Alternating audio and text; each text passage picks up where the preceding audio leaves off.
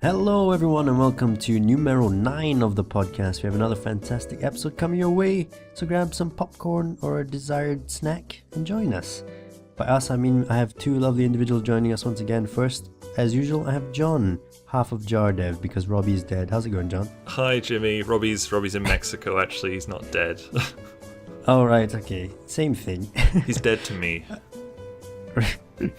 And also with us today is the man with the voice as smooth as caramel. He's one of us YouTubers. Is Brett, also known as SirCrest. Welcome again for the second time. How's it going? Hello. It's good to be here. Good to have you. Good to have you both again. Thanks, man. So, welcome to the gaming podcast. First, we're going to talk about what kind of games we've been playing, then we move on to news. But first, I want to tell you guys about a dream I had just last night, actually. Not last night, but the night before. It's quite interesting. Have you guys heard of the game Gods Will Be Watching? Yes, I've been about to play that. Have you? Not yet, though. It is awesome. I was playing it last week. I think that's what inspired my dream. But imagine a kind of superhero turn-based strategy game, right? Kind of like Gods Will Be Watching. You're given like scenarios where you have to solve using your using superhero powers. Mm-hmm. Like supposing you have the X-Men, you have like a bridge that is destroyed. And you have like Iceman, you have to make a bridge with the ice and then save civilians. It'd be pretty cool, right? Yeah. Sounds sick. Did I explain it okay? I think it's so. Kind of like, yeah. You have like three things, right? The civilians you have to bring across the bridge. There's a enemy that is messing you up, and then there's the actual bridge you have to fix. And you're given different like superheroes. Soupy? Different superheroes. That'd be pretty cool. It's a right? mascot for Campbell's Soup. That's one of the Superman. playable characters, yeah. Collect all the superheroes. I'm serious about this. Maybe I should go contact Marvel or something. Yeah, I think you could make that, yeah. And you have like do you have RPG Maker? You could probably build it in that. Yeah. They're not really poo-poo though. And then you can send it to Retsupre. I know. I want this game to be good, though. It's not a parody game. So anyway, right. So when news comes around, we can talk about some Twitch stuff going on there, which is quite interesting. And also, I want to rant a bit about Fish Plays Pokemon. Sure. But, let's start off with some of the games we've been playing. Which of you two wants to kick us off? Who's dying to go? I don't mind. Yeah, way. Go ahead, Brett. All right. Well, how about this time around I talk about new games? All right, so Sure. one of the games I've been playing is a game called Pixel Piracy. Oh, yeah. Which is it's been in early access for a while, and I just got a copy of it when it was released. And it's the best way I describe it is side-scrolling 2D Mountain Blade. So if any of you have played, or any of you listening, or you guys here have played Mountain Blade, you kind of know what that's like. I haven't played Mountain Blade. I haven't played it, but I've played Pixel Piracy. All right. Well, okay, maybe this will translate in different ways. Mountain Blade is outside of the direct combat. It's about managing. It's about managing your soldiers, managing their food, their pay, going on kind of this quest to. It's kind of, I don't know. It's a weird way. In an RPG, you level up and you have skills and things. But imagine an RPG for every single one of your crew. Just like in Pixel Piracy and also in Mountain Blade as well, because you can upgrade soldiers as they gain experience. So the difference with Pixel Piracy and Mountain Blade, for instance, is the fact that Pixel Piracy's combat is kind of AI-based. It's not turn-based, because it happens in real time, but you don't go there and left-click to attack. You left-click on an enemy to tell your captain, basically, go attack that guy and keep doing it until you die, kind of. Right. And that was the biggest bit of confusion I felt, because from what I remember when I was doing the tutorial section, it was like, click on this guy to attack him. Okay, I'm clicking on him vigorously to keep him attacking. So it's not so micromanageably. And it turns out... sorry? It's not so micromanageably then? You can just click 2 units and then go somewhere else and focus on something else? And they'll fight it out? Well, basically you click on... It's confusing. It's hard to explain, but it makes sense once you've sunk about 5 hours in, and when you've failed a lot. It's one of those games. Just like a Mountain Blade, you will fail badly the first 5 times you play it. Yeah. And the 6th time, you will be, a superpower and murder everyone once you figure out how the game works. That's like a Plague Inc. Evolved for me. Once I figured out how to use the virus, the game became too easy. Yeah, you figure out the patterns of it. Yeah. So in Pixel Piracy, you have... It's kind of hub-based. So you have a map, and there's a bunch of these squares, and these there's either discovered areas or unknown areas. And these areas can be islands, or they could be specific known encounters with pirates, or they could be towns or cities. Or when I say towns or cities, they're like 5 buildings. Yeah. And a bunch of just NPCs in there. So, I mean, that's how far I've been in the game. I have, let's see, I have 9 hours in the game. Holy and crap. I haven't gotten very far in it. Well, I want to get a really good handle on it before I do a video on it. But in any case, so in these areas, so in the cities, they're not all the same. Some may have a place where you can buy weapons. Sometimes there won't. Sometimes there will be a place to buy, food or upgrades for your ships or something. What is a bit frustrating is the fact that in the beginning, it kind of tells you to go ahead and hire workers, or not workers, crew, and you go to one of these cities and you're in this pub, I guess would be the term for it. And there's a bunch of these guys inside there, and you can figure out who to hire, and they have different prices and different skills and what their background is and things. And what kind of was weird is once I learned that I should disregard the game and just go it solo, I did way better.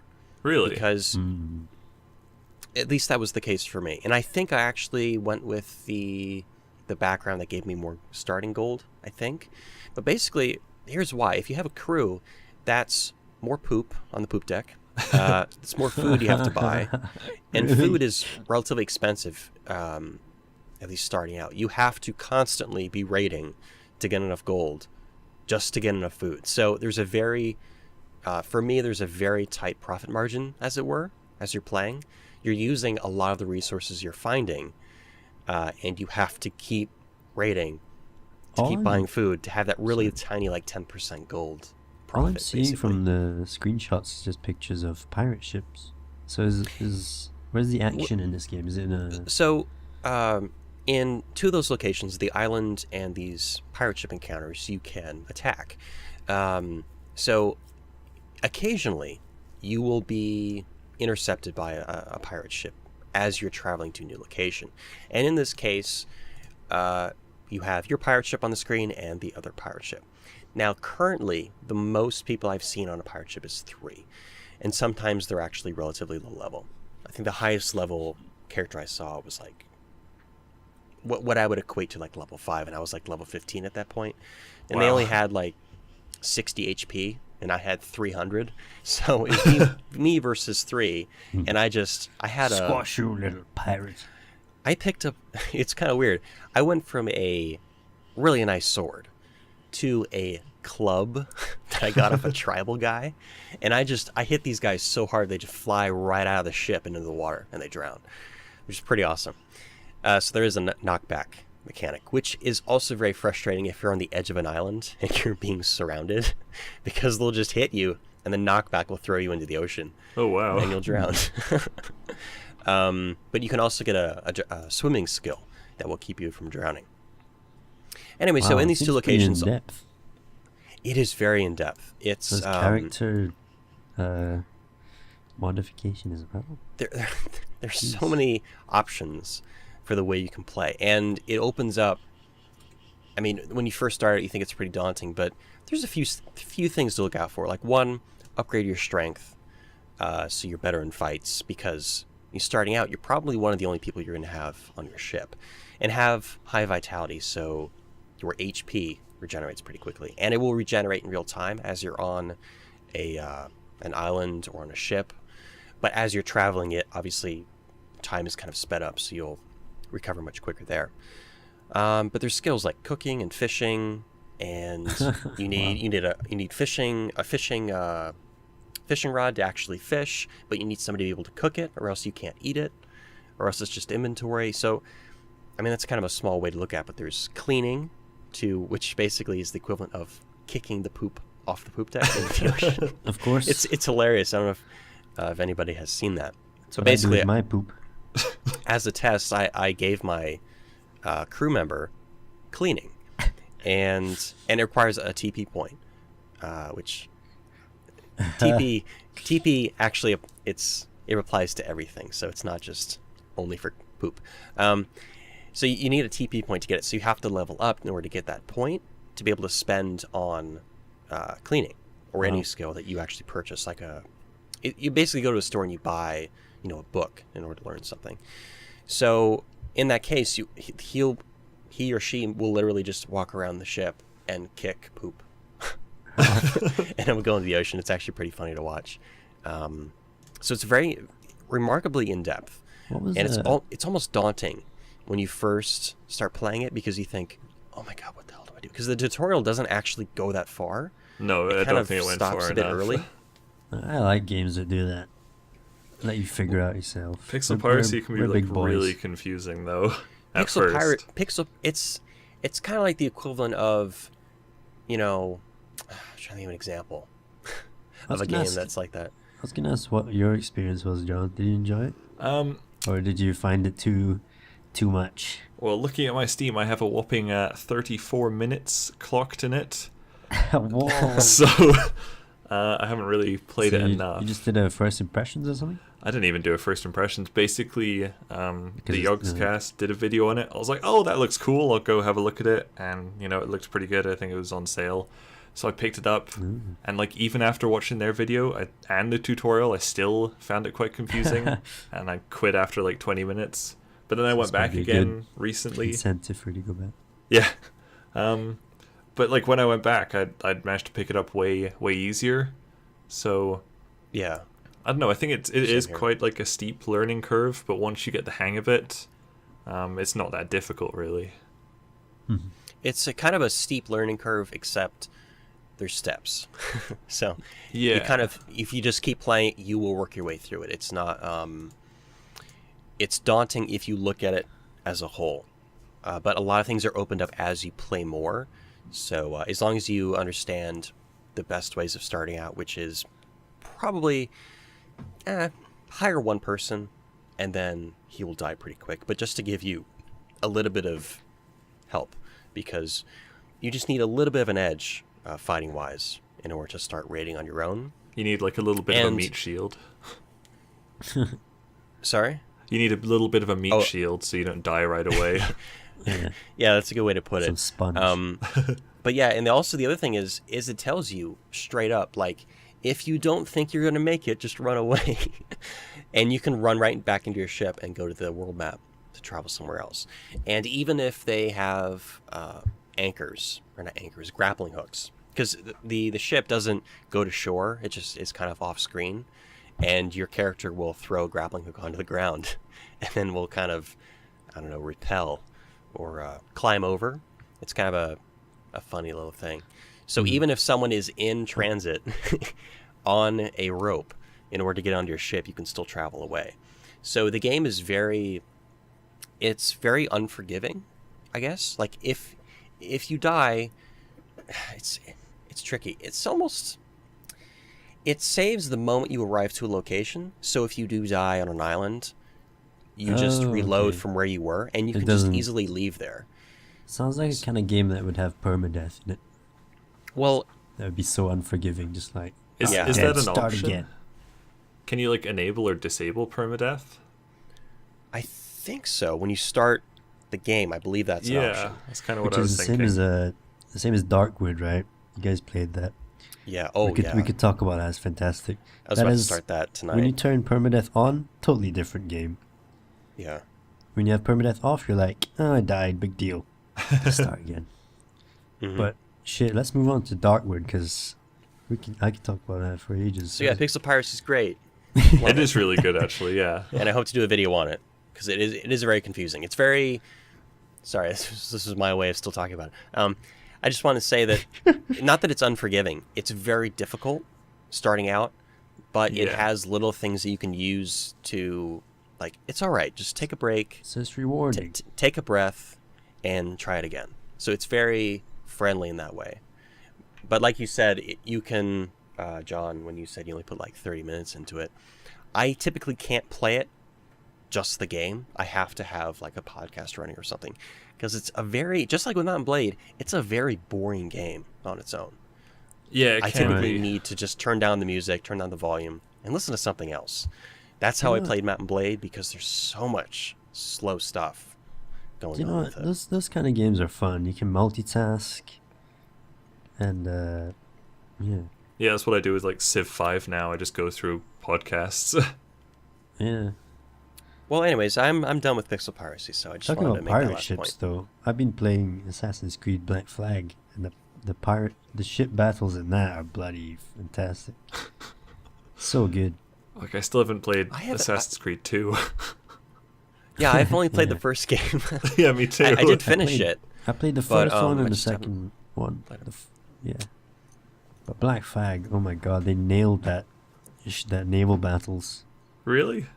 It feels so good, like on the water, and oh god. Anyway, enough of that. It's pretty old.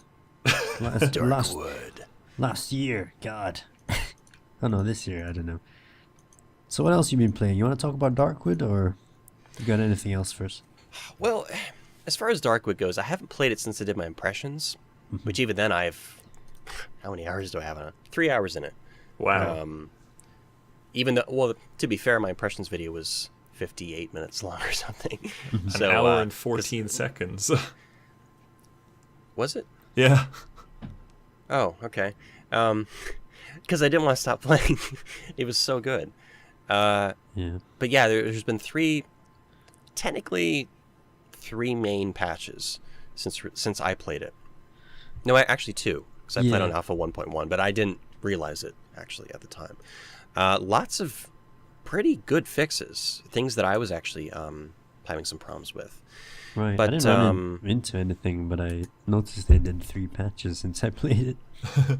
And for me, a lot of the actual problems were just little glitches that made it, like one of the biggest problems is if you're that I experienced when I was playing, is that if you opened a compartment or a chest or a wardrobe or something, and then the day changed, that menu would be open nonstop.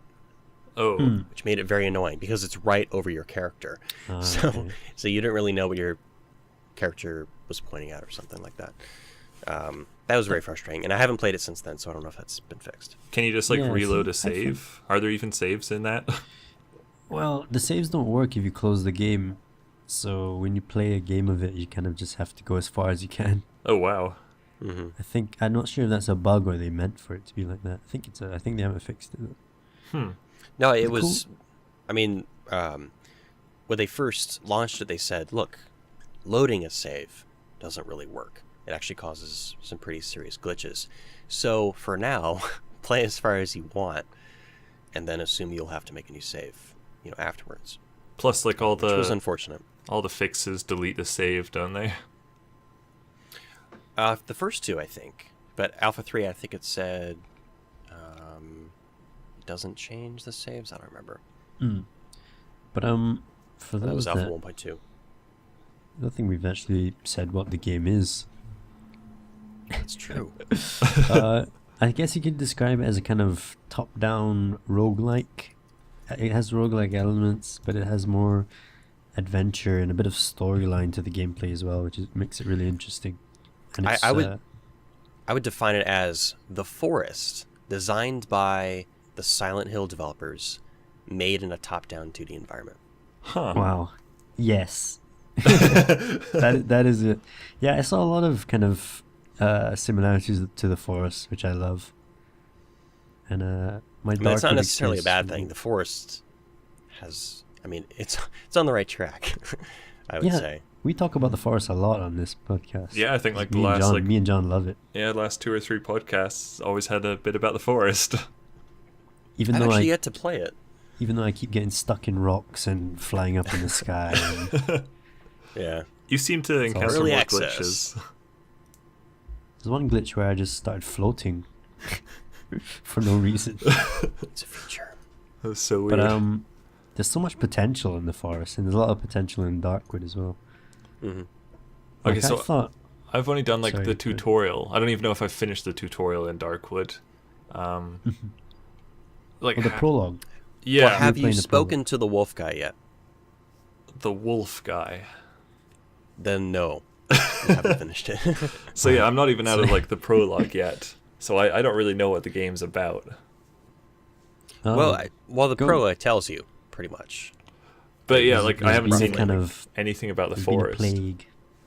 Okay. Okay, so you haven't woken up then? I think I ended like not right as spoiling my anything. guy woke up. Okay, well, it's kind of like you have to explore the forest. There's actually things for you to do in your journal. And I think it's randomly generated because the second time I played it, everything was different. Okay. It's right now. It's randomly generated as far as locations of some houses and objectives. Right now, though, unfortunately, a lot of it's still kind of specified. When I first started playing the prologue, I was like, "Are you fucking kidding me? This is procedural. This is amazing." And then I realized later that basically this was specifically crafted. This is the prologue to introduce the player, and the actual environments themselves, for the most part, are already set. It would be awesome if in the future if they managed to develop a system that had that type of detail and, look to it, yet procedural. That would be incredible. I think its main strength though is the sound design. I think the sound makes that game. It's Like- unbelievable. The sound in that game is crazy. I don't know how much you've seen of the sound, John, but like moving shit around and stuff. Yeah. Even Oh just my God, it's walking. incredible. I remember like pushing a stool or something. That was pretty creepy. Yeah. Because it sounds like a stool grinding against the wood floors. Yeah, or something. in like an It's empty house. fantastic. It's really well Yeah. done. I can't wait to fire a gun. I picked up a gun, but I didn't have any ammo for it. I want to know how that sounds. Mm-hmm. Like the echoes of the gun are pretty sick. There was in the 1.3 patch, it mentioned something that rain was too loud, and one of the things I loved in Darkwood I love Was that the that- rain was loud. Yeah. was that the thunderstorms were so loud, because when thunder, I don't know how many of you listening have ever been in a really tropical area. I live in Singapore. really- Man. We get thunderstorms all the time. Yeah, I assumed. Loud as shit.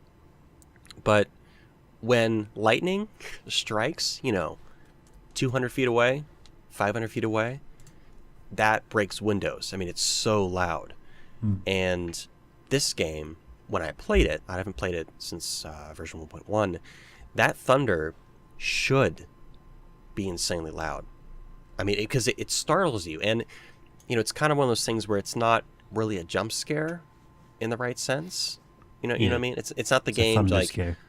how do we make this guy scared? Oh, I know. Let's flash something in his face. But, I mean, that's so atmospheric. I mean, that's how thunderstorms feel.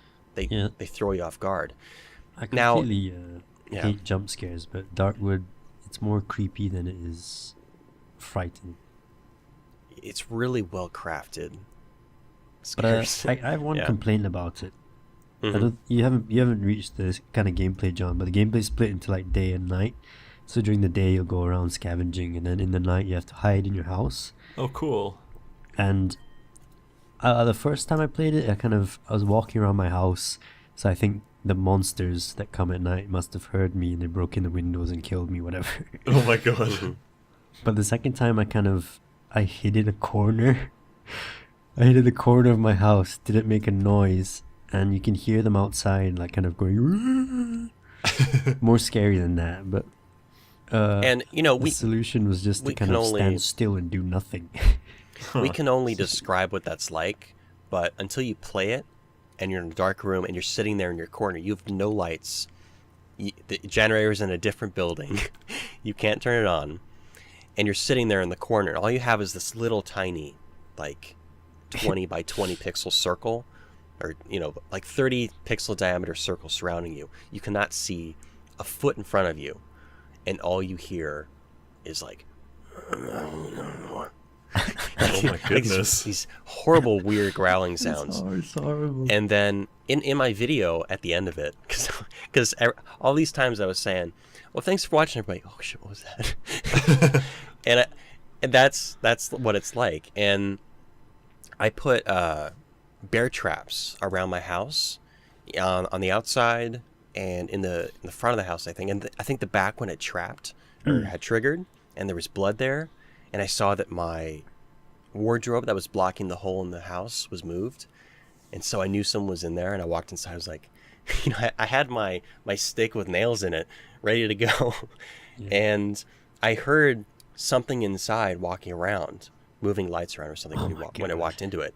And there was, it was silence except for that reverb of like, got goosebumps. And then that's when I saw it. And it turned out it was one of those crazy rock creatures that hides around in the rock area, had been killed by a wolf in my house. So his body was in the doorway. Damn. And I ended up killing the wolf because it wasn't attacking me yet. And that was so creepy because you're going through the room to room. Because there is a field of view system in the game, which, whether or not it's the best way to do it, I don't know. I think it works really well. Because if you can see everywhere around you, that's stupid. No, anyways, I think it works, yeah. It's like a really backwood Rainbow Six as you're, going around these corners trying to, protect yourself. It's like, is anyone in here? As you're looking around, and then you turn around and you see that someone was behind you the whole time. Incredibly creepy. It's awesome. I must have got really lucky because to protect myself, I dragged the wardrobe over to the door to kind of thinking that if they tried to get in the door, they would hit the wardrobe and not be able to do it. I didn't realize that the wardrobe was hiding a hole in the house. Yeah. One of my subscribers let me know. I was like, oh shit, there's a big hole in my room. They could have got in that way. But you could call it boring, kind of hiding in a corner waiting all night. But it also tense. Works in a way. Yeah, because I did a let's play on it, and I was like, well, all I'm doing is really standing here. It's not much gameplay, but this is intense. This is the most intense I've ever felt without doing anything. That's what like a lot of the survival games are, though. Like Don't Starve, you pretty much can't really go out at night, so you're still just standing there all night, every night. Don't Starve is... I think I try to make this point in my video, but I'm horrible with live commentary sometimes. It's like Don't Starve is a more stylistic approach to it, because they're both very similar in their scope. But Darkwood is like, this is kind of a gritty, I wouldn't say realistic, but it's meant to be more visceral kind of approach to it. Yeah. Because when you get hit, like, somehow you feel like you got hit. In some weird way, because the sound again is really good, and your screen is like pulsating, like as if your character's in pain. I want to know how they recorded the sound of the dog dying, though. Is that dog? You can find a lot of weird sounds on freesound.org. I mean, a dog had to die to make that sound. It was so horrible. Well, to give you an idea of what you can find free, this may be really sad, but I found a sound clip, because I was actually doing a video that was kind of years ago. This was, I was trying to make this kind of really realistic sounding Minecraft video or something. Anyways, I found a sound clip of a pig that had its throat cut. Oh my god. And it was crying for like 30 seconds, and you hear progressively as it's losing strength, and eventually it can't squeal anymore. It was the most horrific thing I've ever heard, and you hear it die. It was really good quality too. Good quality. Yeah. Did Sorry, you put that in a video? No, because I didn't really have use for it. Although, Okay. hey, Minecraft, I should do that. Oh god. That'd be great. The last dying breath of Mr. and Mrs. Swine. Anyway, so there's a lot of interesting resources out there for The people. internet is an interesting place. That's I true. played a game recently. Well, we'll jump back and forth, but I want to tell you about this game. It's a game called Dream Giantess. And basically, it's a game for people that have a fetish for a large woman, and it's called macrophilia. Oh, So you wander around looking up giant ladies' skirts, and Really? yeah. I mean, to give you an idea of the internet, right? I uploaded our Trine video. Me, John, and Robbie did a Trine video. It's got 12 views. I uploaded this video a day after. It's got 700 views. Holy shit. Huh. I think a lot of people might be turning off the sound and masturbating to it, though, Oh which kind of god. worries me. I mean, it is a very that doesn't attractive bother me. thumbnail. It is a thumbnail of a butt. I mean, It I is. did what was the exploit that. title of it? The title's called. It's very hard to search for it. It's called Giantess, or Dreams. If you search Dreams Giantess, you should find it. The Giantess butt Games. in the back garden. The Dreams 'Cause- 3D Giantess game. Because I found a channel called King of Giantess. Oh god. Giantess Games, PC Episode 2 Dreams, World's Most Beautiful Feet is the title of that video. Oh wow. Episode 3 is Hot Bikini Women. Oh, I think I found your video. Oh really? By googling? Awesome. I looked for Giantess Dreams. The butt in the back garden. Yep, That's with my it. little face there. Yeah. That's it. I kind of exploited the thumbnail a bit. Clickbait. Yeah. Well, it's not misleading. No, it's Right. not. That I is a get lot some of views. stick from someone that had the fetish that said you shouldn't call it weird before doing a video on it. That's kind of the definition of a fetish, though. Yeah, I mean, It's a weird sexual attraction. I replied by saying I was sucked on a piece of candy, danced on a nipple, and floated around a pool bouncing on a pair of boobies. I think it was slightly weird. Well, that's just the floating giant booby bouncing simulator 2016. 2016, yeah. It's in early access. That was a pretty interesting game. Was gotta this admit. a different developer than the Jesus game that you did? It is different, yeah. Okay. Oh, The guy that that did the one. Jesus game is a guy called M. Dickey. He does a lot of weird, ridiculous games. Oh, Oh, yeah. Reach. Like a prison game, right? Yeah. And then There's there a was prison game, there's a Muhammad, boxing, all kinds of Prophet stuff. game. 'Cause Protein Pill has done loads of those. Yeah, I only found it recently, and I like playing weird games, so this was great for me. I love the way they describe the game. Do you want to hear about it? Which one is this? I wrote it down. This is the New Testament. Okay, yeah. Oh, yeah. The greatest story ever told becomes the greatest story ever experienced. The New Testament takes you back to the time of Christ and allows you to witness his impact on society firsthand. Be the feet that follow him around ancient Palestine, the voice that tempts him in the wilderness, and the ears that hear his guidance. Then be the hand that betrays him, the mouth that denies him, and the eyes that see his death and resurrection. By the time the story has been told, it will be the most personal account ever documented, the gospel, according to you. Oh my goodness. And when you see this game, you will understand why that is so funny. What? It was a really weird game. I just watched your video on it. But it was amazing. It made its own narrative somehow. Yeah. Did you play any more of it after your video? No, not really. Oh. Because, yeah. But like there's it's so buggy and there's people fighting everywhere, and somehow Jesus will run up and say something to me, and then there's a another Jesus meditating on a bridge, and he's like, "I'm the real Jesus." Yeah, and then like, you turn around and Jesus like punches a guy in the face. It looks so ridiculous, but somehow there's a narrative in there. Well, the real Jesus, please stand up. Please stand up. And the real Jesus is in the desert, and I have a rock in my hand, and I'm like, well, if he's the real Jesus, I can kill him and he'll resurrect. Oh my goodness. So I start bashing him with a rock. Did he turn the rock into bread? And then did he say, "Can you smell what the rock is cooking or baking?" And I screwed that one up. That one had so much potential. It did.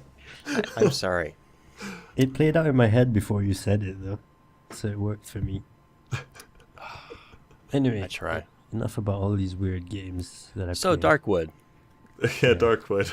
10 out of Darkwood's so 10. good. John, go in, complete the prologue and get into the meat of the game. Well, I think At least I might the have. prologue. If I'm like, I know that I ended with like a guy coming across like an unconscious guy and picking up the unconscious guy and taking him back to my house. Mm-hmm. Yeah, And there's then I still woke more. up. Oh, really? Shit. You wake up. See, what... This is confusing to me. No spoilers, though.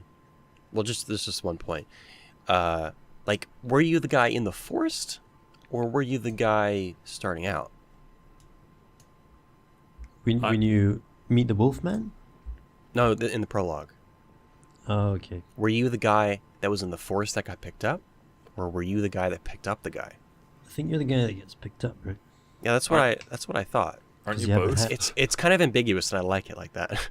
Interesting. It's kind of strange. Like, did I just take on a new person, or what? Well, It's I really neat. thought it was going to be quite a open experience, but apparently when you level up twice, there's a bit of story that happens, which is really cool. Oh yeah, that was the end of my video as And well. I kind of got really taken aback by that. As a nice surprise. So the story doesn't end like after the prologue? Oh no. No, it's kind of sprinkled all over the place. Oh, cool. What's interesting is that the story happens in terms of your leveling up, but also your in the objectives that you do, because all the characters around in the world have their own kind of, maybe not backstory, but they have their own motivations for what they're looking for. And it's kind of one of those things like in most RPGs where it's like you walk up to one guy at level 1 and he's like, "You know what? I have what you need, but you have to do something for me." And then you go to the second guy, he's like, "I have what you need, but I also need something." It's kind of like that in a way, but it's so much Better. but because it may take you 5 days between these objectives, the journey of going between these objectives is way more important. It's just kind of what actually drives you to keep playing at some level is, wanting to find whatever they're looking for, if that makes any sense. I also Like, thought the map wasn't too big. Like some would say it's a bit too small, but I think it's a nice size because it's not open to the point where you can just go on a massive quest because you always have to go back to your house. I think it's nicely sized. Initially, I kind of agree, except I think that if I were to go back to it, because I was wanting to start my my official let's play Darkwood tonight.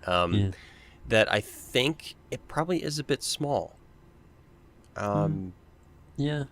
I mean, look, it just what was it, 12 days ago went on early access. It just released. Obviously, they've been working on it for a while, but it's more than likely that they'll implement some sort of system to where, maybe if you go enough in one direction, it will load a new area, which would be kind of neat, like a tile system. Right, yeah. But I do think it's a bit small, and I think right now the world is dense enough in a way for its size. Mm-hmm. I wouldn't want them to just put more stuff into the same space, because I think then it would kind of have too much stuff. It'd be too much, yeah. Because what adds to the experience is the fact that you're walking for a little while between areas, and you're just all you hear is the rustling of the grass and the trees and the random crows that are calling out, and maybe a twig snapping. Like that experience going so between good. those areas kind of builds it. The crows, man. My God. Yeah. Yeah, the crows are good. They're great. By the way, I want to say, I forget how Don't Starve works, but there's no real map, right? Oh, there is a map. It's all there's a randomly map. generated. Right. But you 'Cause walk around In Darkwood, to you it to don't explore appear the on the map. map. Yeah, it's basically how a map works. You have to like figure you out. find locations. Yeah, you're Right. like, I'm here, that's there. That's I'll go cool. in this direction. Like I was So, just yeah. next to like the chicken lady, and I'm on my way back down to the bottom right. When am I going to walk into my house? And maybe that you walk into the pig pen or Yeah. the pig guy or whatever it is, and like, wow, I totally overshot this, and you kind of figure out. I the way thought the that map was a works. really good choice to do that, because a lot of time when I play these games, I'm like looking at the mini map and like I might as well run on the mini map and Yeah. not look at the actual game. Whereas this, you're like, okay, I need to go southwest, and then you just go southwest. So it sounds like it's a bit more It- immersive doing it that way. Oh yeah, definitely.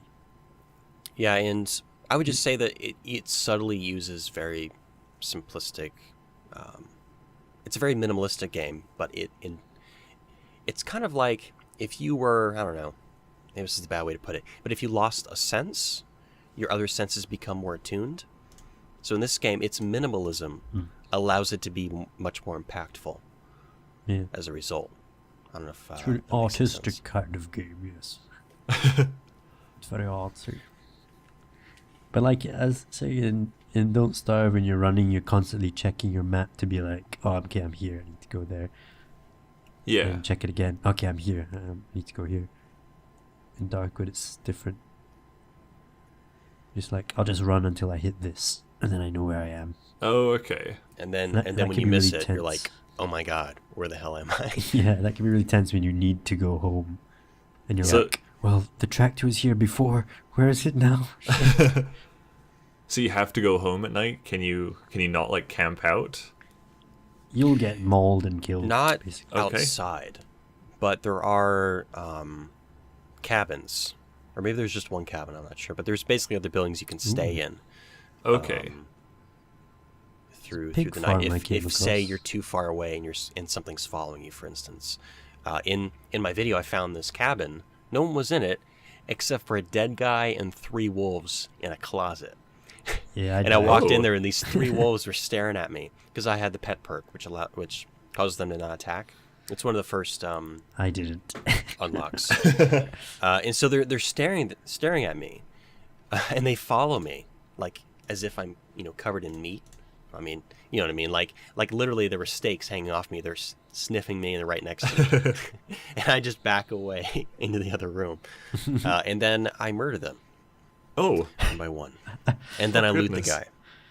I love when a So- sentence ends like that. Yeah. And then I murdered them all. oh, and then I killed them all. So yeah, Darkwood, fantastic, and I am very excited for where it's going to go. Same as the forest. I'm excited to see that when it's when it's yeah, me too. 'Cause complete. did you see its new update? I did. I jumped in and checked out the bow and arrow, which is as I would have expected. Pretty glitchy. Yeah. They also added How like so? two models to the plane, didn't they? It said that, but I didn't see any of them. Well, fuck. Maybe it's not in yet. But generally, it says it looks better, but it ran a bit worse on me. For me, Oh, really? I was down to like 30 FPS. Oh, shit. Well, they did hire a new graphics developer to work Ooh. on it. Oh, who, like has been recently? improving. Yeah, within the last month or so. Oh, wow. Who was telling me about that? Or I think I was watching Probably me. your vlog. Yeah. I think you talked about it in your vlog. The guy that made the mods. Or whatever. He, Sonic Ether, or Cody Dar, he was the one that created these Sonic Ether's unbelievable shaders for Minecraft. Yeah. One of the most popular shader mods for Minecraft. And basically, he's been living off AdFly money for like the last 2 years. So this is a huge opportunity for him to actually be able to work on a game like he's always wanted to. Working in an engine that You don't have to spend 6 months trying to work around something that would take 30 seconds. Yeah. Right. Which So is he's a the lot one of the work who's in Minecraft modding. he's the one who's working on the Sorry? forest. Yeah, he's now working on the forest as the main graphics developer. Wow. I So wonder that's- there's so many god rays in it. There's a lot Yeah. of god rays. What, did they add them recently? I think they've always been there, but I No, but noticed them he a lot only more. he only jumped on like 40 days ago. Oh wow. Oh, okay. Yeah. And he's been telling me all the stuff that he's had to like rip out of the engine to replace because they were done. Because Unity has a lot of default stuff that kind of works okay, but he's really particular about stuff should be physically accurate, kind of. He's that kind of perfectionist. Well, that's good. It's good to hear. But optimization takes time, so I'm sure he. Have you played The Forest? aware of it. No, I haven't. I've been Check trying it to out. bug him for an email to the developer, see if I get a copy or something. But I have too many games to play as it is. I have like 4 games that are coming out in the next week, and I get to play them. Ooh, which games? I feel bad. I got a new one from Adult Swim. Let's see. What is it? Mega Coin Squad. Oh. And then I Coin got Squad. Orbital Gear. You have to play that. Then there is Neon XS? Excess, yeah, I have that one. XC. Did that just come out? I don't think that's out yet, is it? Oh, it's coming out in a week in 4 days. Okay. Yeah. And I have another one that I can't find. But I've started categorizing my stuff on Steam as stuff that I'm supposed to be covering, but have yet to. So it allows me to easily see, like, I'm bored, I should do something. And I can That's see a- directly what I should look at. That's a really good idea. For a while there, I had like 8 games that I had to do like first impressions of. So I used like the sticky note program on Windows and just had them all on Yeah. there. And I noted like which ones I'd recorded, which ones I'd edited, and which ones I'd uploaded. Yeah. But I haven't done that for a So while. Yeah, so I just have a category for IMHO impressions or whatever. And it makes it easy. That's a really good idea. Yeah. So, I don't know what I have to play. So, anything else interesting you've been dipping your toes into? John? Alright, move on to John. What you been playing, Sam? I haven't actually had that much time to play games for the last Shocking. few days. Like yesterday, for example, I got home from work and I turned on my computer and I boot up Vegas right away. And I just yesterday all I did was edit videos because when I was recording Trine with Jimmy, I filled up my hard drive, which is dedicated just to recorded footage. So I need to start getting rid of a lot of it. So, I've been really hardcore editing and trying to get rid of all the raw footage. So yesterday I just, I got home at 6 and, I ate dinner and a shower and everything. And I started editing at episodes? I started editing at about 7. And at 12 I went to sleep, and all I did in those 5 hours was edit videos and watch YouTube while they were rendering. Damn. Yeah, so I've almost edited all of our Trine stuff. Speaking of lots of episodes, I was on the Let's Play subreddit just chilling, and I saw this guy post. Someone was like, how many videos should I upload a day? And this guy was like, I used to upload 5 episodes a day. Whoa. I How do you- think I remember seeing that. How do you do that? Like, It's even like- if you had 1 million subscribers, why? That would take you all day. You're cannibalizing all your stuff. Yeah. No. Like, post 2 a day, maybe. Like, even some really big channels. I mean, the most you want to do is 2 per day. I mean, you could argue if you're very small, then the more episodes, the more people watch it. It's just kind of vomiting, really. I don't know how many new people would I've stumble had people upon it. that have told me, you're posting way too often, or I'm gonna leave. And Wow. that was Really? Really? for a week I was posting 3 per day. On your Let's Play just channel, because- or your... I was Or on your my other I don't remember. Maybe it was on my LP channel. You know, that only just now is 290 something subscribers. But instead of that, because you know, in the past, it's very easy for someone who's been in a rut to finally feel like they can get something done, and they just like you said, vomit them onto a channel. Problem is, people don't like that as a viewer. Because for me, I don't actually look at my sub box for what to watch. I specifically have channels that I want to watch. I mean, I'm a very specific case because, you know, Right. while I use Twitch and YouTube for stuff to watch, I have specific things that I look out for to watch. But whatever. So, because I did that a lot, where I would be like, I haven't recorded for like a month. I've been totally out of it, because you have your moods. Mine lasts a long time. And so I'll finally record like 3 hours of a game. Like, I'm totally gonna get these all out. But then you have them out, and then you have nothing to keep going. Yeah. So I've built up, maybe I haven't mastered it, but I've so far have a pretty good track record for building a backlog. And I've been doing a video per day since June 30th, I think. A video every day on the side channel. Okay. Yeah. I'm terrible with that. So when I went to hospital a few months ago, and I was like, oh shit, I have no videos. So my channel like died for like a whole few weeks. But I mean, it's also important not to think, you know, I haven't posted in a while. Oh my God, you know, the world is ending.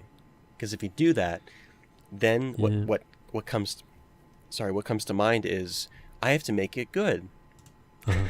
And therefore you begin planning something very intensive, all while there's still nothing going up on your channel. That's something that has been a huge issue for me in the past. And I feel like if you just stay consistent, you're never stressed like that. Because like right now, because I just finished 2 series on like the same day, I don't have much footage. I have maybe 2 hours of footage to go through, which isn't that much. But when I was in the middle of my great amount of consistency, I had maybe 25 hours of footage to edit. I mean, I have a huge amount of hard drive space, so it was easy for me. But I know that I can just, I don't have a video to put up today. I can just spend half an hour editing a video. Yeah. And I have one done. So that's why I tell people, you know, don't feel bad if you record all in one sitting. Because you're only editing, like you're only one editing session away from a video on your channel. You don't have to be in the right mood. Right, you know what I mean? You don't have to be in the mood to record. It doesn't have to be quiet. You don't have to be energetic. You're just all you have to do is open up Vegas or whatever, watch it for 20 minutes, and bam, you've got your video.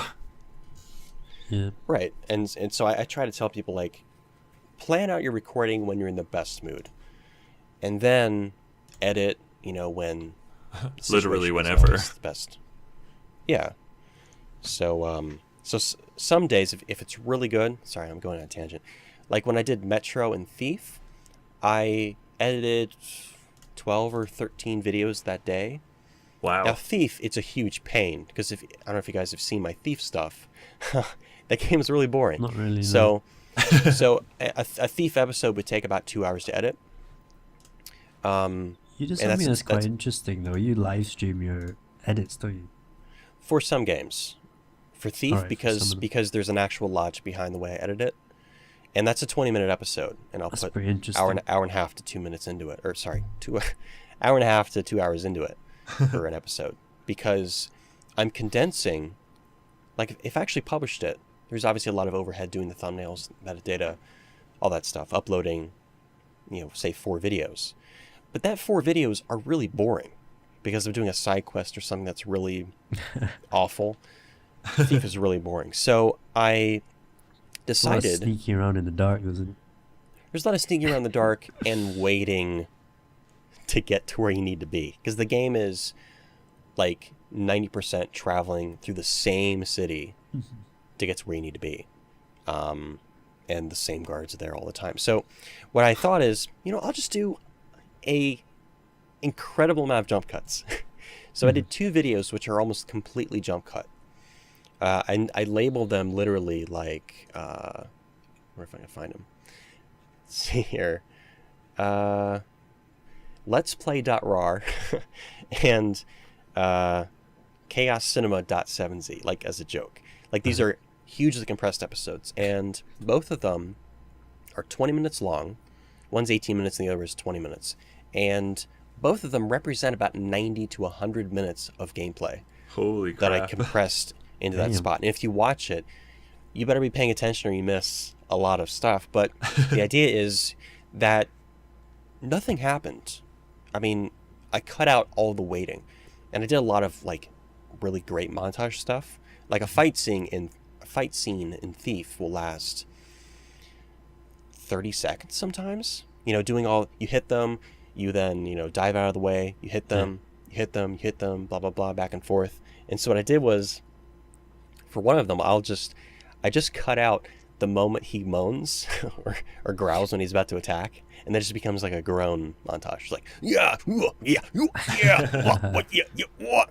And it becomes really fun. And so I love jump cuts, man. That boring moment now is funny. You know what I mean? So I put a lot of time into that because I felt like it actually, instead of just getting to the point, it also made the video much more entertaining, I think. Yeah. I played a game... I spoke for a long time. I'm sorry. Oh, that's cool. I played a game called The Test of Sherlock Holmes, and that game is well and truly very, very boring. But I enjoyed it so much because I did maybe about 100 jump cuts per episode. Oh my god. Might be exaggerating, but if you want to see some jump cuts, go watch that because it's funny as balls. Because the game is like... Balls are funny. It's just kind of wandering around, looking at objects, piecing together the puzzle. Well, it's what you expect from a Sherlock Holmes game, but I just turned it into a kind of piss take. With so many jump cuts. So many of your videos have jump cuts though, don't they, Jimmy? Yeah, a lot of them. A lot of the Let's Plays don't have them though. Like, yeah, if the game has a lot of downtime, not because I can't talk over it, just because it's not thrilling. Not to as watch. interesting to Cut watch. it Yeah. out, yeah. I guess Maybe I'm it's just a thinking of narrative like game, Gary's like 4 mod. p.m. Oh yeah, the Gary's mod stuff. I mean, I did an update video where I just wandered around and let people see what it's actually like. Yeah. Because often or not, I'll cut down 2 hours of footage into a 6-minute video. Yeah, it was pretty interesting to see like how you actually, you know, find these people. Find weirdos, yeah. Yeah. And like make the videos. The magic of movie magic. Yeah. Yeah. It is movie magic. That's what it was, yeah. If you watch my Gary's Mod stuff, you'll think like, oh my god, there's a weirdo on every corner of the street, and like every 2 minutes there's going to be someone strange. But there's a lot of time I'll wander on Gary's Mod and just nothing's happening.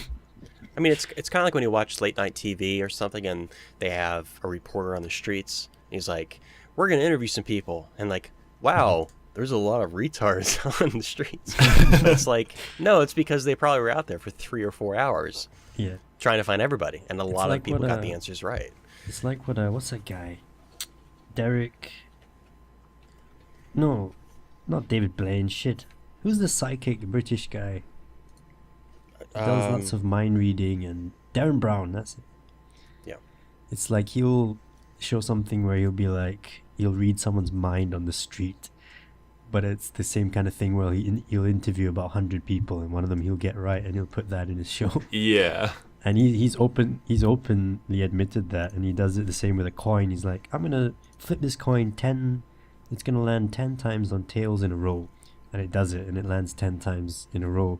And then he says, "This is how I did it," and he filmed for an entire day just flipping coins until he got it. God. Oh yeah, it's crazy. I think I remember seeing that. But it's pretty awesome. You're like, it changes your perspective on what you see on TV now. Yeah. Mm-hmm. Interesting. Yeah, so anyways, I guess the point I was getting at a while ago was some games your failings and you having to redo things and the downtime can actually build towards the experience, which is why, like my Metro series that I did, there's very little editing, because as I'm staring off into the distance and walking around and looting, it's so atmospheric. Yeah, it's so atmospheric. I feel like this totally builds the experience. You'd be depriving someone by cutting it out. Yeah, so in that case, I go through and I cut out, I don't know if anybody's seen my timelines, but I make a ton of cuts, but I don't actually cut out any content. I'm doing the cuts so that I can cut out my voice at times, because there's sometimes where I say something that just doesn't fit or something. It's a beautiful story. I can cut out what I say, or I can retime it, but a lot of times I'm just cutting out all my keyboard noise when I don't say anything for 30 seconds or something, so that you're focusing only on the game. But like I just started editing Dishonored today, since I just started that. And what I do is I figure out, like I have my project here right now, but what I do is you figure out like how far you've gotten so far in whatever you're doing. And if I fail that point, like let's say I die at, there's 3 guards, I get up to the first guard and I die. I'm going to jump cut and montage everything up to the first guard. And then if I get past the first guard to the second guard and I die, everything up to the second guard is kind of montaged and jump cutted, because you've already seen what's happening, right? So there's no reason to keep that in there. So that's kind of the thought process I'm going through when I do this stuff, is, I keep unedited my progression, if that makes any sense. Yeah. You guys see what I'm saying? Because people have already seen what's going on, I guess. I think I do mine a little bit differently from that. What I do is like I leave in the entire like first attempt, and then if I fail like after that, or like if I get it on the second attempt, I'll leave that in as well. But like if I fail on the second attempt and get it on the third attempt, then I'll just cut the second attempt completely. Ooh. Yeah, I mean, it varies on the context, obviously, but yes, I sometimes do the same thing. If I think an entire playthrough is humorous, just in the way that I go about it, I probably won't do as many cuts, because that entire thing might be funny or something. Yeah. So, John, you played a game called 4 p.m., right? I did play 4 p.m. Yeah, I played the entire game in one go. Me too. What? Have you heard of this game? I've never heard of it. It's one of those, how would you say, narrative-driven adventures, experiences. Yeah. You compared it to Gone Home and Dear Esther, John. Yeah, those are kind of like the big ones of those genre kind of thing. So kind in of a good way. Well, I thought it was pretty shitty. I quite liked 4 p.m., but I thought Dear Esther was really shitty. Yeah, oh my I God. haven't played Dear Esther. I hate you. Really? I'm kidding. I couldn't stand Dear Esther. I love Dear Esther, but I totally understand why people don't like it. Yeah. It's just, you have to be like a film criticism student to enjoy that game. I studied film at uni, so this game I found very hard to play. It felt like I was playing a really bad like student film. That's what it felt like. And why? Apparently it says, on the tin it says we deal with the issue of alcoholism and suicide. There's like a little warning there. But I just thought the story was so generic. It's kind of like, oh, she's drinking, therefore she's doing bad at work, and I just thought it was like pretty superficial. And so it had kind of a very, it's basically a short film that you walk around in. Yeah, like a really shallow approach to the subject. Yeah, I'd say so. It's kind of like a college student's take on alcoholism. Oh boy. I mean, I'm not gonna say the guy might have some first-hand experience, I don't know, maybe, but it just felt to me kind of very plasticky. Mhm. And then Yeah. the deal with suicide, they dealt with suicide by having a guy on the edge of a building. That kind of Yeah, stuff. that was it. Like, It's like, really I'm going to stereotypical, jump off, and you're like, oh, so this is how you deal with suicide. rather than somebody sitting on their bed contemplating Yeah, for which 12 hours. What is that game? Something Halo? sunlight. Something sunlight. Actual sunlight. I have It's no a game idea. that it's a game that deals with depression. It's pretty much a. Actual sunlight. I think that's it. Yeah, I think so. And basically, you just kind of spend the whole day in bed, and Hmm. you read stuff.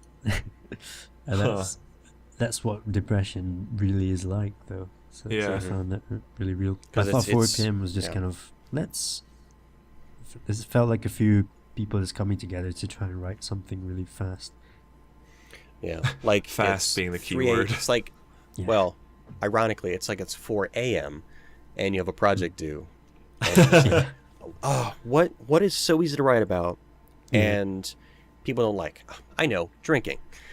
You know, Yeah. something like that. I mean, I think with me is I studied like film in uni, so I had a lot of classes, like script writing classes, where people would pitch scripts, and they're all like this. They're all like this game, pretty much. Yeah. Yeah. Kind of like, we'll have this twist in the end, right? And the twist is that all along he was like, they knew each other.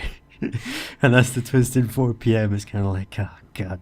When that twist happened, I was just like, the whole game was just for that twist, and the twist wasn't that good. Well, that's me just bashing it. But it's the kind of game that it's one of the first of what could be a really cool experience, you know what I mean? It's Yeah, at 'cause one It's o'clock, opening 5 the p.m. doors to it. and 5 it's you p.m. having Chinese takeout, watching, Arrested Development reruns on Netflix. Real life simulator. Mom, can you bring me the ketchup? Or something like that. Cheesy puffs. Cheesy. Yeah, it's not a lot of games are doing it, which is why I played it and kind of respect it. And I like to see more of these games, just better, just done better. Well, maybe they'll Yeah, do the next I one kinda better. Sorry? Yeah, I should go make it. Yeah. Well, if you think you're so good, go fucking make it yourself. Well, no, like they Yeah. say on the store page, they're hoping this is like the first in a series of a few games. So maybe Yeah, You which is cool. they might take the criticism and make a better game for the next one. Or I go mean, it's- away. God. Take your criticism and be like a tree and get out. And get out. Oh wow, we're over an hour. That's pretty cool. Here we are. I can kind of see what you were saying with you can respect these new advances in Yeah, trying something new. methods of storytelling. Like, I have not played Gone Home, even though I know so far that it murdered millions of people. It slept with my mom, and it causes cancer. Now, for me, I don't really believe that, even though I've literally heard those things. But I can still kind of respect it in a way, because I mean, it's a hard game to market. Yeah. It it's- is, yeah. I don't know. It's what they wanted to do. It's still something new. This is not a common trend still in games. I mean, even for indie games, most indie games are platformers or roguelikes. Roguelikes. Because those are very understandable concepts that people make Roguelike. games for. Horror. Anyways, Horror roguelike simulator. Sorry. but ahead. I can totally understand why somebody wouldn't like Gone Home, but at the same time, this still is not that common. It's still No. some relatively that people are still trying to explore. We still don't know the best way to tell stories in video games. The They're term not they like use movies. is walking simulator. That's the term they came up for. Yeah. I've begun using that just as a descriptive, because I know a lot of people don't like that, even though I love them. Good example is I'm reviewing a game right now called Ether 1. I don't know how many of you guys have played that. No. No, Nope. no, nobody. Okay. It's not I'm working on my intro for it. But basically, the way I had it set up was Portal 2, Myst, The Stanley Parable, Amnesia. What do these have in common? They're words. What else do they have in common? They're titles of games. What else do they have in common? They're really good. Ether 1, that was kind of buzzword. Ether 1 kind of uses aspects of all those. So like in Stanley Parable and Portal 2, you have, or actually Portal as well, you have this character which is kind of controlling the environment, but you're still the one kind of executing it. Amnesia, in the sense that the way in which you interface with the world. I would also probably put Penumbra as well. You know, that type of, you can pick up objects and move them around and explore the world and stuff. And Myst, because kind of Dear Esther, because the world is kind of it's kind of a painting. You explore it. It's really what's the word? The world is a painting. I can't think of the term. Basically, it's a really pretty world that's kind of fantasy that you explore. Anyways, general concept is you're kind of this technician that goes in people's dreams to explore what's ailing them, and then inside of their dreams, kind of like Inception, I guess. Inside of their dreams, you then try to remove the thing that is the problem. Like it could be a disease, it could be a terrible memory that's causing. It could be a terrible thing that's causing PTSD, or what have you. I'm only about 2 hours in. I'm writing very detailed notes, like half a notebook worth, because I like my detailed reviews. So far, I absolutely love it. There may be a twist later in the game that causes it to be ruined, but right now, it looks beautiful. The sound design is fantastic. It moves really smoothly, and all the textures are basically painted or drawn. The only problem so far is that the texture resolution on maximum settings is still really low, so those great painted textures still end up looking kind of pixely, if you get what I mean, which is a shame because the game runs really well, and it looks so good. It would just be great if the textures were a little bit higher quality.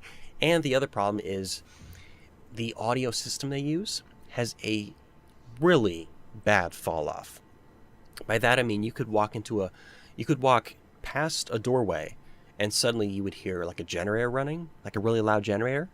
You walk 2 feet behind you, like you back up 2 feet, where'd the generator go? And it's gone. There's this huge issue where you walk through a room and suddenly you walk into this kitchen and you hear like this rumbling, like the refrigerator's running. And you walk upstairs and you hear like seagulls out the window. And then you walk outside and then you hear the ocean, but not the seagulls. It's really weird, and that's the biggest.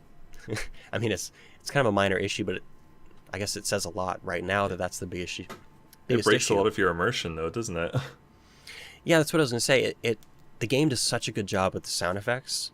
They're really high quality, and then I walk to the other side of a room, and suddenly that huge, generator that sounds like it's running a factory is silent. It's just gone. I've got a newfound respect for sound design. Like in Gone Home, the sound design was so good as well. It's like you're walking around a house and the house is creaking and there's a thunderstorm outside and the rain's hitting the roof, and it sounds so much like you're like at home and there's rain hitting your roof. It just sounds so good, which kind of just immerses you even more. And then like Darkwood, like you were saying, the sounds in that. Yeah, definitely. But yeah, the game is absolutely beautiful, and when you play through it, I feel like every 30 seconds I have to stop and take a screenshot, because it's like if you're a photographer, you'll want to take pictures of the whole thing. So what's it called? Ether 1? Yeah. ETHER. Right. O-N-E. I'm going to look it up quickly. Now, obviously, it's one of those games where you're not really gonna like it. I mean, it's kind of Dear Esther in that way. Oh. It's very slow. Uh-huh. And yeah, it's just a game that I was trying to write down, because you know how my reviews are. They're very I have a very specific angle. It deals with the fragility of the human mind. Ooh. The description really is bad. It makes it sound really kind of pretentious. It looks really cool, actually. And maybe the game is. Have you heard of a game called Dream? We've been talking about dreams a lot. Yeah, just Dream, D-R-E-A-M. Which is funny because you opened it with dreams and suddenly we're talking about I did, yeah. Oh. But no, I have not. It's another kind of walking simulator where you start off in a house, you go to sleep, and you wake up and you kind of explore this guy's dreams. Mm-hmm. And that has a lot of It looks pretty potential as good. well. I have a few videos coming out over the week, I Ooh. think, but it kind of has so much potential, but it's not doing it because it puts you in a maze and it says turn off all these lights and you're trying to escape from a smoke monster and you're like, god damn it, what? Oh. And you're being chased by a smoke monster, but you're like, the premise is so good that you go into this guy's dreams and find out his story through what he's feeling, and there's a nightmare thing and stuff later on, but I did this thing and I spent about 20 minutes turning off all these lights, and then they were like, alright, do it 3 more times, and I was like, fuck it. That's it. Fuck you. But Have you guys go heard check of that out, it's really Only cool. If? Yeah, I did. I think so. Quite a while ago. It kind of If. looks similar to Ether 1 and like those sort of games, I think. I haven't played Ether 1, but like Only If, it's free to It's play. free. It just popped up on Steam I a did week play or this. 2 ago, and it kind What's of it called? captured my attention. Only If. I did a video on it when it was in alpha. Oh, really? It's not what you would expect it to be. Oh, really? Sorry, but you're not permitted to view these materials at this time. Okay. Oh, okay. Oh, because it reset my birthday, You. and Oh. now I can't change my birthday to the actual birthday. So Uh-oh. sorry, course. didn't mean to derail. Only if. You kind of wake up after a late night of partying, and there's like a guy on the radio that's playing mind games with you, and it's pretty stupid. But Oh, really? It looked pretty cool. I was looking forward to trying it. well, try it. It's free. Yeah, I've got it installed, and I just haven't had a chance to play it yet.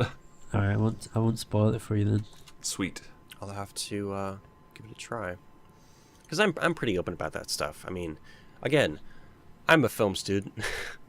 If anyone watches any of my film stuff or my short film projects, you know what my thing is. So a lot of this stuff fits in with my It's kind pretty of cool thing. when you put those into your reviews. I quite like that. Having a dialogue that with stuff? yourself. Yeah. Yeah, it works pretty Those are good. so difficult. They take a Yeah. lot of time. I can imagine. So there we go. We've gone a bit over time, but yeah. You guys got anything Actually, else to bring up Yeah, before I had we one other close game off? to mention. Yeah. Which, it's funny because it's another dream game. It's called, Oh wow. and it's a good one. It's called Dream, or The Dream Machine. Now, I Ooh. had gotten this in actually one of those Indie Royale bundles, which, that's usually where developers just shovel stuff into. And then I actually found this on my Steam list. It was like, where did I get this from? And then I realized it was from a bundle. And it was some of the best, 2 hours, I think that I God. put into it. This looks. Some of the best Amazing. 2 hours I put into a game. It's a point-and-click game. It's not finished yet, but it's released in chapters. Each chapter is about an hour, I think. How many chapters do I have? It's available on Steam for $5. Well, And one it's- chapter. Chapter 1 and 2. Oh, is it the first two? Okay. Yeah, it might be out. Oh, so already. I do have chapter 3. All right. Anyway, so yeah, 2 hours for it's probably 2.5 hours for about 3 chapters of it. It's one of those games, again, like DRS or Ether 1, you take your time with it. And it's really... I remember being floored by how interesting the puzzles were. And all the images in the game are actually handmade and photographed. It does look like kind of made by plasticine. It looks really cool. So when you're playing it, it looks like I'm playing on a big 2560 by 1600 monitor. It looks like you're controlling a photo in a way. I mean, obviously there is an issue, like when he's walking, you know, they had to do some cutting out in Photoshop and stuff like that to make it function as a game. But some of the scenes that they draw in the actual dream sequences are just, they're amazing. So this is the perfect game to start playing at like 1 a.m. when you're still like mentally awake, but maybe relaxed, and just to take your time and go through it. It's so good. I've been wanting to replay it when it's out. John? I have this already. Have you played it? No. Wait, tell everyone how many games you have in your Steam library. Right now I'm at 607. Damn. So yeah, I kind of miss games. What's your account, Brett? Well, just on this account, because I have a few accounts, is 400. But I'm trying to look through, like my other stuff, because I linked accounts. I don't know if it shows up. Does it? I don't know. All games. No, it's only showing this account. But on my other account, account, a lot of games. 400? No. 200? Something like that. But a lot of those you get free, right? A lot of those are kind of review copies or whatever. Oh, well, for me right now, I've got maybe 30 games through that. But obviously a ton of them have come through bundles. Back when the bundles were worth getting. You know, Humble Indie Bundle, you know, number 6. It's like, oh, I gotta get this before it's gone. Yeah. Because, you know, it was great. And now it's like, here's, you know, Monday's Humble Indie Bundle with, you have to spend like $20 to get the only good one in it. The Humble one's really weird for me now. It's kind of like, here's 2 really shitty games. If you pay more than $20, you'll get one decent one. And it, you know, there's actually times where it's actually better just to buy it separately. I mean, I know it's meant to be charity, but the whole idea is these are games that, you know, are kind of old, and the developer is kind of doing something special. So you put the money in for charity to get the games, but if it needs to be an incentive. Like the Square Enix one recently, the first tier weren't good. The second tier was like, okay, this is okay, but I get this for like 90 cents at Amazon. And the last tier was like Sleeping Dogs, the new Absolution, Hitman, and Tomb Raider, that top-down Tomb Raider co-op game. It's like, but you have to spend $15 for that.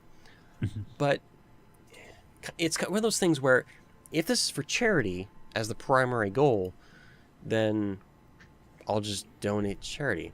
But it's like, if this is a method of incentivizing me to give to charity while also getting cool games, I'm not seeing it, because I can just get the games I want for cheaper. You know what I mean? Yeah. Even though in some ways what they're doing probably is getting more funding to charity, but you're getting less, I guess, interaction in a way. Anyways, that's my opinion. It's wrong one probably.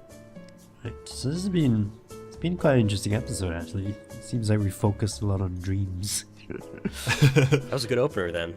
But there you go. Thanks for listening, everyone, or watching the still image if you're inclined to do that way. I think most people do that. Yeah, I like to do that. Stare at a pixel. If you want to check out Brett's channel, it'll be in the description. You know John already. Come on. Who? Hello? Guys? Hello? Hello. So you go. Thanks for watching, everyone. Peace out. Bye. A town down.